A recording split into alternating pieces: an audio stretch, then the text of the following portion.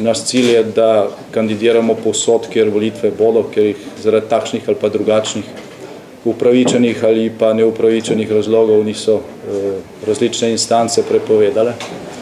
To je posebna zgodba, o kateri ne bi zdaj govoril. Dejstvo pa je, da ima ta naša volilna demokracija določene motnje, ko se lahko posega v nek postopek, ki bi moral biti glede na slovensko ustavo, pa tudi glede na demokratične tradicije Evrope svet. Kakorkoli, Slovenska demokratska stranka bo zagotovo kandidirala v preko 200 slovenskih mestih in občinah s kandidatkami in kandidati, ki jih zavezuje ne samo program tistega lokalnega okolja, ampak tudi neka etična drža, ki se izraža v splošnem etičnem kodeksu stranke, ki se izraža v programu naše stranke in ki jo lahko strnemo v en sam stavek, to pa je delati za skupno dobro. Veliko naših kandidatov in kandidatov tudi ponavlja mandate, so že v tem mandatu župani, obstoječi župani v različnih slovenskih občinah. Slovenska demokratska stranka ima preko 600 svetnic in svetnikov po slovenskih mestih in občinah. Kot veste, smo bili pred 4 leti stranka, ki je v svetniškem delu volitev prepričljivo zmagala. V letošnjem letu na teh lokalnih volitvah pa je cilj Slovenske demokratske stranke ne samo ponoviti ta rezultat, ampak je naš cilj tudi prelom z neko tradicijo, ki dokazuje, da je doslej v Sloveniji na lokalnih volitvah, tam, kjer je možno sešteti rezultat in število glasov za neko stranko na nacionalnem nivoju, vedno zmagala stranka vladajoče koalicije.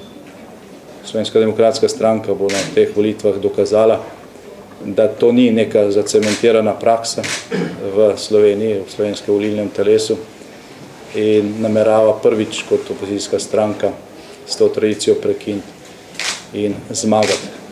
Mi bomo rezultat merili ne samo glede na procent, ampak tudi glede na število svetnikov, ki jih bomo dobili v slovenskih mestih in občinah, in seveda tudi glede na naš uspeh pri županskih kandidatih.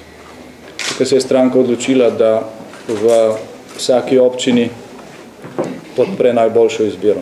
Bodi si, da smo jo našli in prepoznali v lastnih vrstah, bodi si, da smo podprli dobre kandidate kakšnih drugih strank, bodi si, da smo vložili skupne kandidature z drugimi strankami ali lokalnimi listami, podprli pa smo ponekod tudi neodvisne kandidature.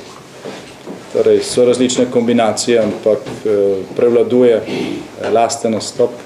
Glede na naš rezultat pred 4 leti se je stranka na lokalnem nivoju v tem mandatu močno okrepila. V številnih občinah, ker pred 4 leti nismo imeli svojih kandidatov, jih zdaj imamo, in to močne kandidate. Kot že rečeno, pa to ni bil naš ključni cilj. Naš ključni cilj je bil poiskati in podpreti najboljšo kadrovsko varianto v konkretnem okolju, glede na program in seveda tudi glede na kvaliteto kadrovske ponudbe. Koliko so te napovedi realne, bomo presojali po 10. oziroma 24. oktobru. Kot rečeno, pa v teh dneh delamo vse, da kadrovsko popolnimo vse kandidature po celotni Sloveniji.